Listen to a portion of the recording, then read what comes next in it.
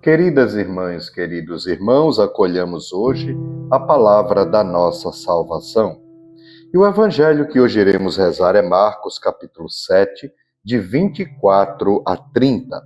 Naquele tempo, Jesus saiu e foi para a região de Tiro e Sidônia, entrou numa casa e não queria que ninguém soubesse onde ele estava, mas não conseguiu ficar escondido.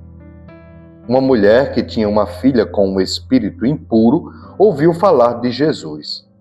Foi até ele e caiu a seus pés. A mulher era pagã, nascida na Fenícia da Síria. Ela suplicou a Jesus que o expulsasse o demônio de sua filha. Jesus disse: "Deixa primeiro que os filhos fiquem saciados, porque não está certo tirar o pão dos filhos e jogá-lo aos cachorrinhos." A mulher respondeu: "É verdade, Senhor, mas também os cachorrinhos debaixo da mesa comem as migalhas que as crianças deixam cair." Então Jesus disse: "Por causa do que acabas de dizer, podes voltar para casa. O demônio já saiu de tua filha." Ela voltou para casa e encontrou sua filha deitada na cama, pois o demônio já havia saído dela. Palavra da salvação. Glória a vós, Senhor. Minhas irmãs e meus irmãos, estamos de fato diante de um texto profundo, muito belo, e eu diria que cheio de encantos. É um texto que nos instiga, primeiro, a querer compreender melhor o que estas imagens ou estas pessoas, estas figuras dizem de nós mesmos. Estamos hoje diante de uma mulher cananeia que chega perto de Jesus, que primeiro chama Jesus de Senhor e filho de Davi. E ela pagã, sempre humilhada, esquecida pelo povo judeu naquela região. Na cabeça dela, alguém que é filho de Davi tem que ter a responsabilidade de responder a situações concretas que ela apresenta, como, por exemplo, a doença de sua filha. Como podia ele, sendo Senhor e filho de Davi, não responder essas demandas? Era assim que ela entendia e via. Então ela esperava em Jesus, confiava em Jesus. No primeiro momento, Jesus não responde nada. Isso mostrava o quanto ele estava preocupado com a formação dos apóstolos. E ele diz isso: "Vou cuidar primeiro dos filhos." É uma metáfora, né? Ou seja, vou cuidar primeiro do povo de Deus, dos judeus, dos israelitas, não é? Esse era o objetivo. Jesus veio para o povo de Deus. E a fala dele é: deixa primeiro que os filhos fiquem saciados, porque não está certo tirar o pão dos filhos e jogá-lo aos cachorrinhos.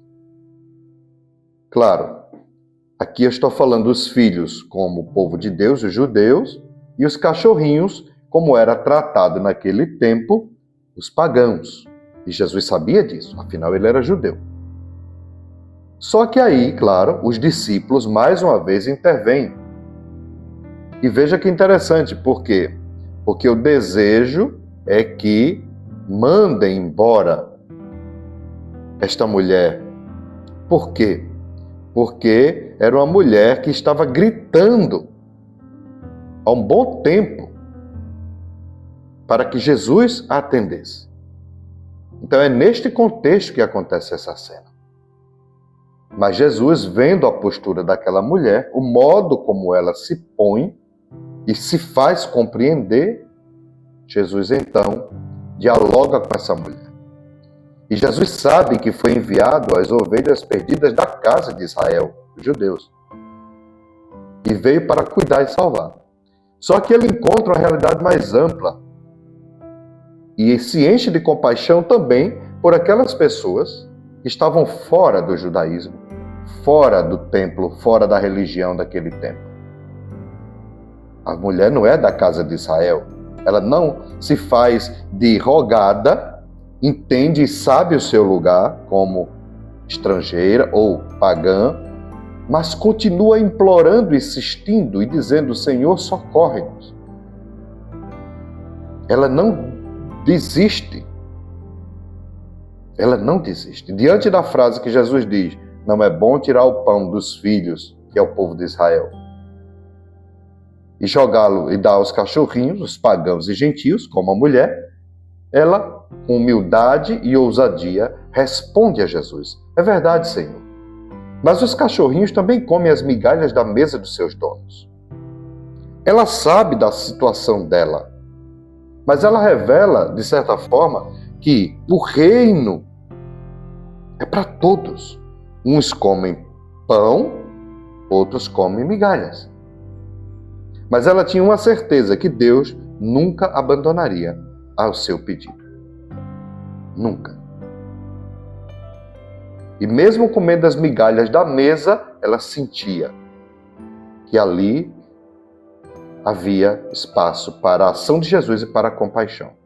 Tida como impura, rejeitada e excluída, ela não se deixou desanimar, ela implora pela sua filha. E não é isso um pouco a vida de oração? A gente pede, espera, insiste, muitas vezes com o sentimento: eu não mereço, mas eu sei que Deus é bom. Eu nem deveria estar pedindo, porque minha vida... É assim que a gente escuta muitas vezes, né? Das pessoas simples. Elas sabem da situação de pecado, muitas vezes, de infidelidade, mas não diminui a confiança e a esperança em Deus. Muitas vezes a gente encontra homens e mulheres de igreja, de religião, prepotentes, achando que tem direito a tudo e que Deus deve fazer tudo. Essa mulher não. Ela sabe da sua situação, mas ela implora a compaixão e a misericórdia de Jesus, porque ela sabe que Ele é Senhor e Filho de Davi. Ela implora pela misericórdia de Deus. E Jesus compreende ainda mais o seu papel neste texto bíblico, quando ele usa desta metáfora, ou escritor bíblico, para mostrar como era que a religião tratava os pagãos, os gentios, as mulheres daquele tempo. Mas essa mulher não desiste. Ela não desiste, ela insiste em continuar confiando e continuar orando. Estamos diante de uma mulher, de uma mãe pedindo socorro. E a postura de Jesus vai revelar no texto justamente isso. Como os judeus ou o templo tratava os não-judeus e as mulheres. É uma metáfora do modo como o povo estrangeiro era tratado. É uma metáfora que nos revela o quanto a vinda de Jesus se aproximando do humano em carne, se encarnando, revela que ele veio para todos e não faz diferença de pessoas. E o seu coração tem compaixão por todos. Aprenderam os discípulos, aprende Jesus e aprendeu a mulher. Termina Jesus dizendo: mulher, grande é tua fé, seja feito como tu queres. Ela voltou para casa e encontrou sua filha deitada na cama, curada. O que temos de aprender com essa mulher hoje? Insistir. Não para obrigar Deus a fazer a nossa vontade, mas para revelar qual é a nossa postura diante de Deus. Confiar, esperar, insistir, orar, pedir. Porque Deus é bom e grandioso. Abençoe-vos o Deus que vos ama muito, o Pai, o Filho e o Espírito Santo. Amém. Velai, Senhor, nós vos pedimos, com incansável amor sobre vossa família. E porque só em vós coloca a sua esperança, defendei-a sempre com vossa proteção. Por nosso Senhor Jesus Cristo, vosso Filho, que é Deus. Amém.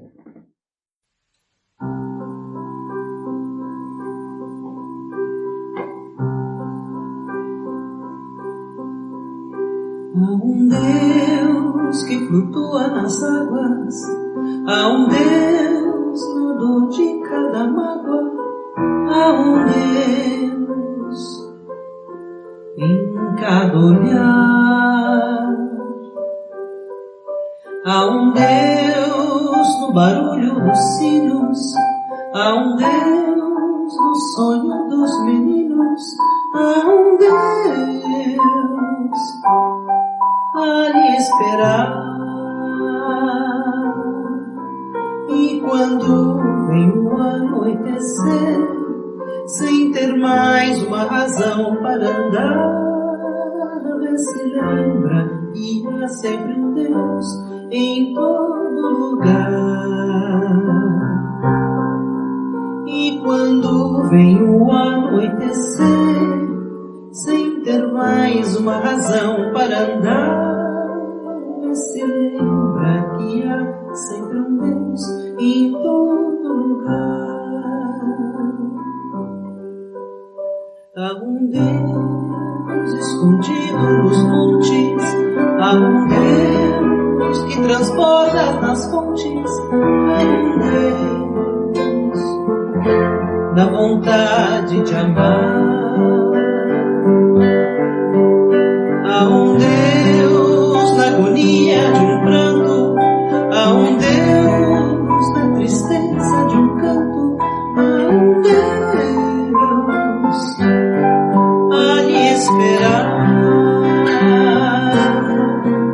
E quando vem o anoitecer, sem ter mais uma razão para andar, se lembra que há sempre um Deus em todo lugar. E quando vem o anoitecer, sem ter mais uma razão para andar, se lembra que há sempre um Deus em todo lugar.